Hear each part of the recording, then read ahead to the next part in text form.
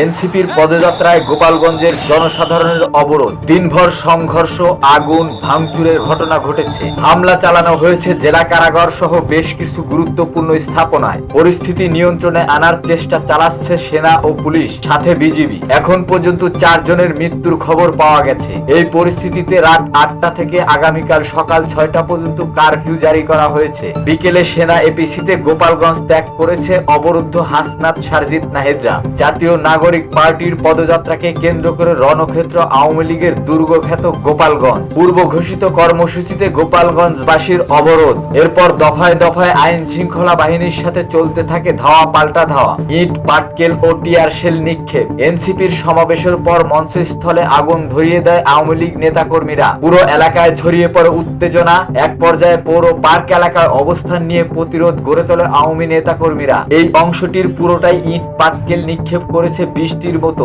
এবং আস্তে আস্তে সামনের দিকে আসতে থাকে তারা। দুই পাশে রয়েছে গোপালগঞ্জের জনসাধারণ, শুধু মাঝখানে আইন শৃঙ্খলা বাহিনীর সদস্যদের অবস্থান।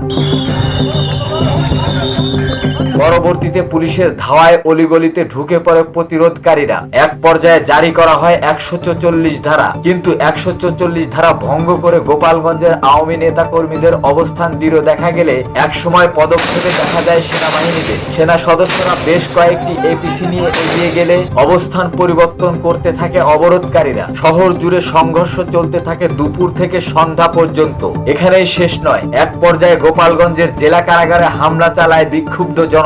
পরবর্তীতে পরিস্থিতি নিয়ন্ত্রণ করতে যায় সেনাবাহিনী। ভেঙে ফেলা হয় জেলা কারাগারের দরজা জানলা। সকালে এনসিপির সমাবেশের আগে মঞ্চস্থলে হামলা চালায় বিক্ষুব্ধ জনতা। বন্ধ করে দেয় গোপালগঞ্জের বিভিন্ন রাস্তা। সমাবেশের পর গাড়িবহরে হামলা করে আওয়ামী লীগ নেতাকর্মীরা। সে সময় নিরাপত্তার জন্য এনসিপি নেতাদের এসপির কার্যালয়ে নিয়ে যায় পুলিশ। পরে সেনা এপিসিতে জাতীয় নাগরিক পার্টির নেতাদের সরিয়ে নেয় নিরাপদে।